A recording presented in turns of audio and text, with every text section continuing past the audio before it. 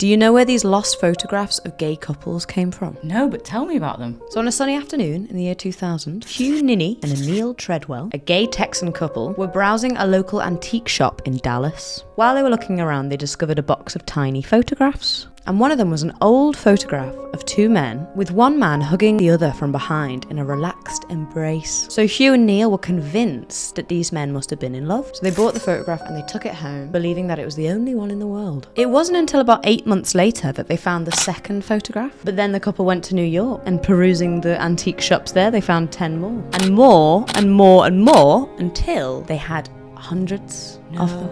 And they started to figure out some queer-coded signs that might indicate that the men in the picture were in love. Tell me about them. Obvious ones: the expression in their eyes, their body language. It might have been something as subtle as just a hand on the knee. But even more subtle than that, Hugh and Neil figured out in the 1800s posing under an umbrella was a signal that two men may be engaged in a loving relationship. Oh my word, no way. But at the time, the couples in these photographs knew that they'd be in danger if anyone found them. And the fact that they wanted to do it anyway implies that they had pride in those relationships. And they knew that their queerness was nothing to be ashamed of. In these images, they were leaving their mark on the world to show that they were here and that they were loved. And I love them. I love them too. And many of the photos were found in the form of a photo strip from like an automatic photo booth. And that was probably because the automatic photo booth served as a safe space for gay couples. They could act how they wanted without being worried about what the photographer saw or what the developer saw. When you deep it out, it's pretty cute, isn't it? Very cute. But there are also photos that are likely taken by friends and family, which also makes you think about how many people at the time must have actually accepted these relationships as loving relationships. Eventually, they collected 2,700 photographs. And they felt like the photographs belonged more to the world than they did to themselves. So they published them in a photo book called Loving. So there are photos in this from all over the world, in places where in modern times they'd likely find acceptance for their queerness, but also some where persecution is still rife. And that made me think, there are still lovers all around the world taking their photograph in secret. And looking at these reminds me of how lucky some of us are to be free, and how we must protect our rights to love freely,